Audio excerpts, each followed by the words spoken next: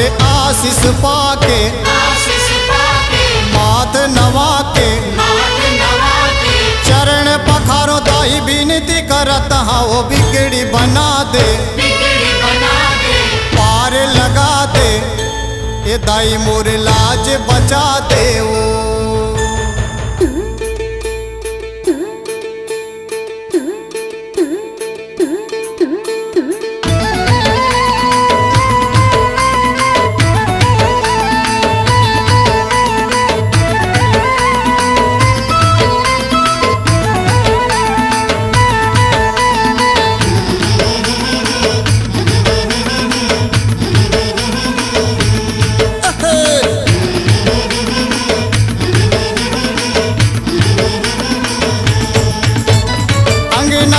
के दाई चौक पूरा के वो कलश मढ़ा के दाई दिया ला जला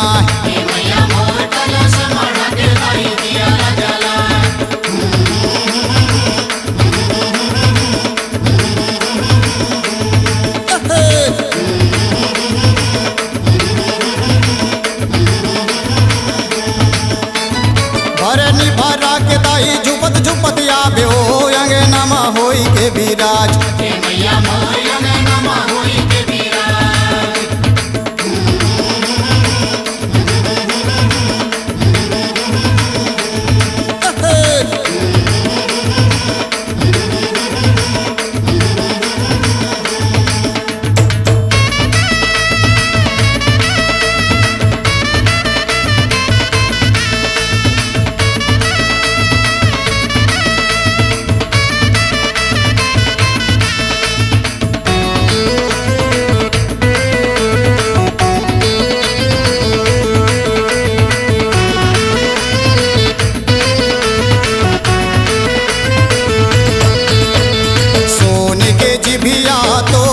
दाई मोर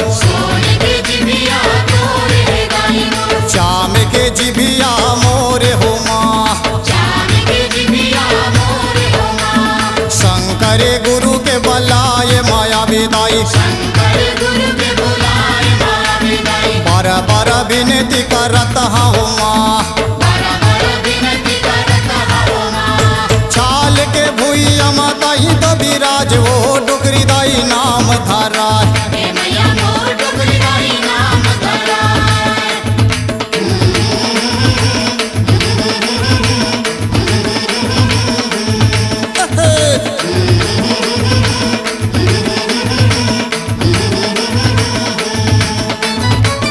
नली पाके दाई चौक पूरा के वो कलश मढ़ा के दाई दिया ला जला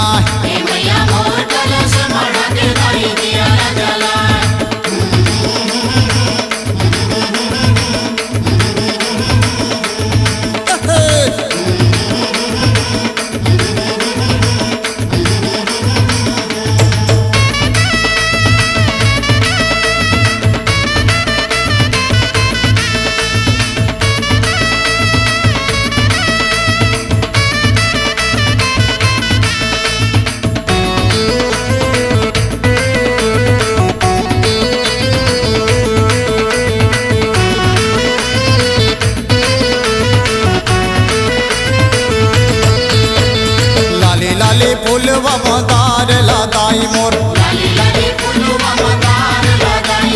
चौरी चढ़ाओ पिता चूरी हो माँ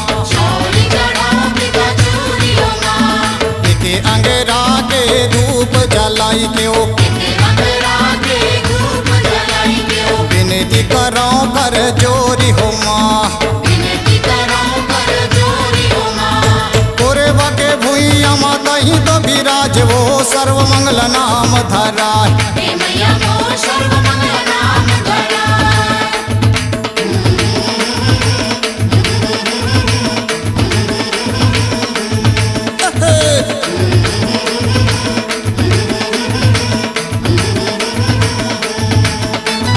अंगनली पाके दाई चौक पूरा के वो कलश मढ़ा के दाई दिया ला जला